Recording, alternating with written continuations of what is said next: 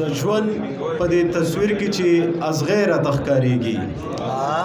د ژوند په دې تصویر کې چې ازغیره تخکاریږي د ژوند په دې تصویر کې دا کمیره تخکاریږي او په وګ کې یوې پیغلې مور ته وویل حیران شوم وی دغه به برسره لیونی را تخکاریږي موت لای پیدا کړو د حیات په بهانه موت لای پیدا کړو د حیات په بهانه وس په حیات ګورو د ممات په بهانه او بیا چې شي تازه زاړه یادونه روغاني ته خدای دې سواد ته راوله د سواد په بهانه دا بیګا د شپې په خوب کې په نشه کې مې یو نظم لیکلی دی کتلی مې هم نه دی یعنې هغه د خوب هغه نشه وه هغه آخري حدو کتلی مې نه دی کمی به شی به ګډېري ځکه چې په یو سترګه ویښ وم او په یو سترګه وده وم د چا یادونه ماشومان غونتې دي د چا یادونه ماشومان غونتې دي خوب مې وړي څه شیطانان غونتې دي او هره خبره یې په وزن پوره هره خبره یې په وزن پوره ټول پښتانه څه شاعران غونتې دي دا بیګا نظم مې لیکلی دی چې ستا ځواني لکه سپرلی او ستا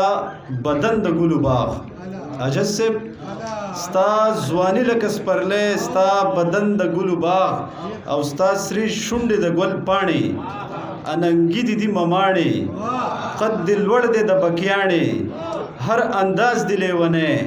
ستا ځواني لکه سپرلی او ستا بدن د ګلو باغ مهرباني ستا زلفان د نختر سوکې شي نسیم چې پوکې پوکې دوه غوږونه دي لولکې او یو یو غاښ دې سم غمې ستا ځواني لکه سپرلی ستا بدن د ګلو باغ دا بل بند دی چې ولې مدي دي غانټول موسمونه لري ټول جګ باڼه د غنو شپول خوله دې جام لاړې دې مې ستا ځواني لکه سپرلی ستا بدن د ګلو باغ دا اخري بند به ووایم چې ستا قامت د بیرې ټال بلبل جان دې د مخ خال دا شینکې دې د سر شال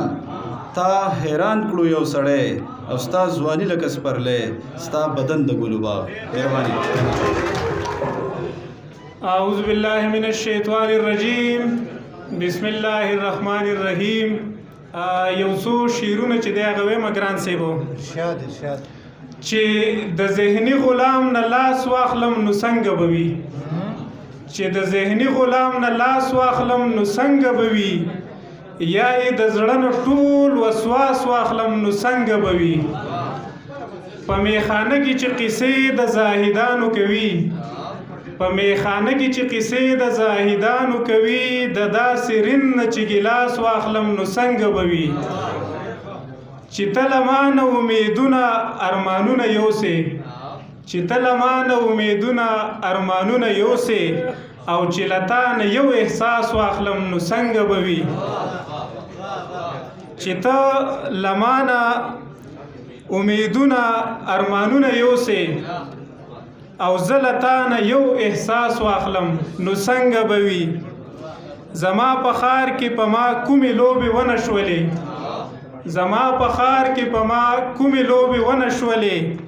اوس چې د هر ظلم قصاص واخلم نو څنګه به وي او ټوله نړۍ درنه خبرېږي دروغجنه یاره ټوله نړۍ درنه خبرېږي دروغجنه یاره چې له دروغو د لباس واخلم نو څنګه به وي او مرور شوی اشنا بیا مخې له راغې زیریا مرور شوی اشنا بیا مخې له راغې زیریا چې ډکه غیږ ترې په اخلاص واخلم نو څنګه به وي ډېره مننه تاسو ټولو شکریه